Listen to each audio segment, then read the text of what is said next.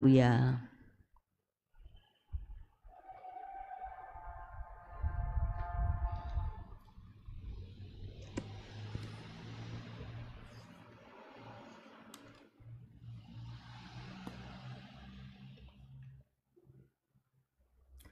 The Lord be with you. And with your spirit. A reading from the Holy Gospel according to Saint Mark.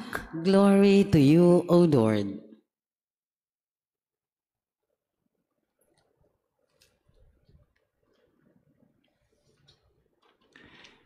In those days, when there again was a great crowd, without anything to eat, Jesus summoned the disciples and said, "My heart is moved with pity for the crowd, because they have been with me for 3 days, and have nothing to eat.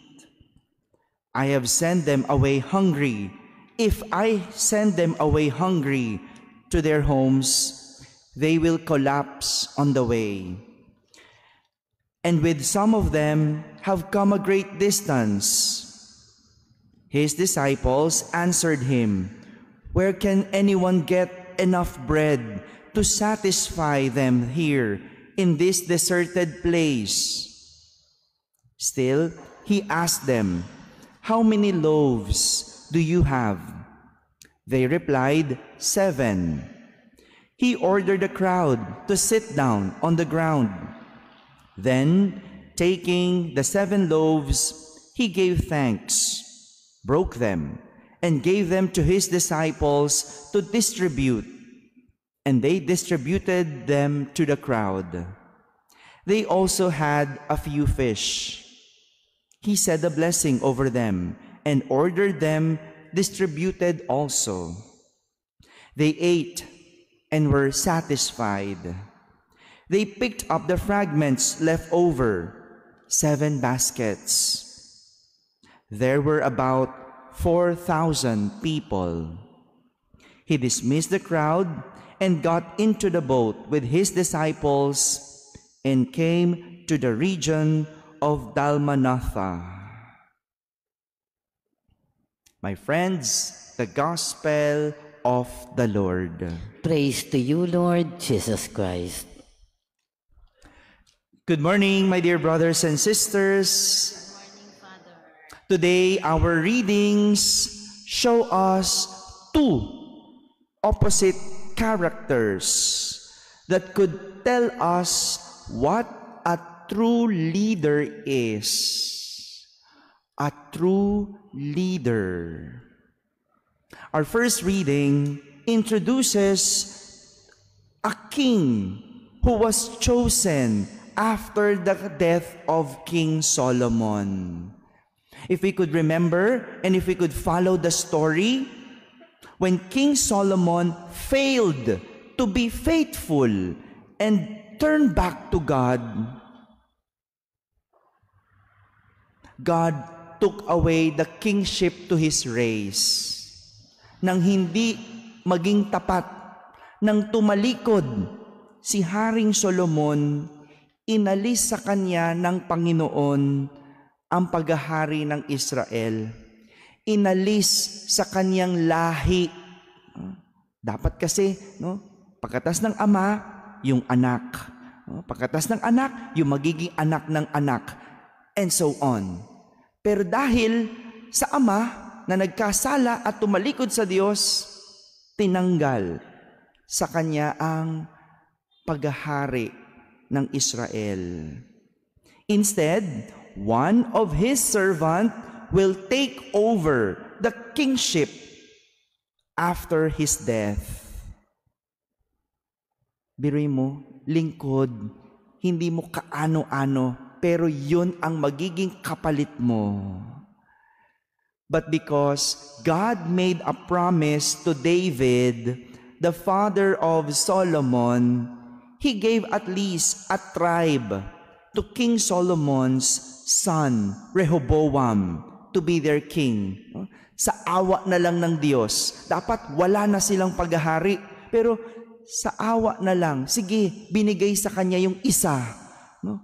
Pero dun sa lingkod na pumalit, 10 tribo. Sa awa na lang ng Diyos. All this because of the unfaithfulness and sin of King Solomon. Now, this servant who took over the kingship of the northern kingdom of Israel is given to Jeroboam. Yun po yung nangyari, no? Konting backstory lang muna para maintindihan natin yung nangyari sa ating first reading ngayon. And as a leader, we heard Jeroboam had a different concern. As a leader, dapat si Jeroboam, ang concern niya ay madala ang tao sa kabutihan. That's the concern of a king. That should be the concern of the king. Madala sa kabutihan. They should be brought to fruitfulness. But because his worries that the people might return to Rehoboam, the servant who took over the kingship of King Solomon. That was his worry. Baka magbalik yung mga tao kay Rehoboam kapag pumupunta sila sa templo sa Jerusalem, which is on the side of the kingship of Rehoboam. Imagine, no, dito sa ermita, and then, halimbawa, Quiapo, no, kami nandito, no, ayaw namin kayong papuntahin sa Quiapo. Pero dapat doon naman talaga yung sambahan. No? Anong ginawa neto ni Jeroboam? He built a rival temple. He built or he appointed a rival priest para wag magpunta yung mga tao doon sa Jerusalem. He built a temple here in his place. And he appointed a rival or false priest, pari-parian na hindi naman under ng line ni Levi or ni Levi. Imagine that. Para lang wag mapalayo yung mga tao. Kasi pag pumupunta doon sa Jerusalem, baka mapunta kay Rehoboam. Sa ginawang ito ni Jeroboam, naging sanhi siya ng pagkaligaw ng mga tao. Dinala niya sa ibang templo. Sa templong siya ang may gawa. Naging sanhi siya ng pagkakasala ng mga tao, sa pagkaligaw ng mga tao, dahil dinala niya ang mga ito sa mga pari-parian, false priests, na siya rin ang nag-appoint. Sa ginawa niyang ito, inalayo niya sa Diyos ang mga tao at pinalapit niya sa kanyang sarili. And what do we call that? Selfish. Selfish. Lahat ito nagbunga dahil sa pagiging makasarili ni Jeroboam. Meanwhile, in our gospel, if Jeroboam became a selfish leader, yes, as a leader, Jesus' concern is to bring the 1,000 of people to fullness and wellness. His worry is different from the worries of Jeroboam. His worry is that people might collapse if he will not feed them. And look at that. Look at the comparison. See how selfless Jesus is. This is how selfless Jesus. He thinks for the welfare and goodness of His people.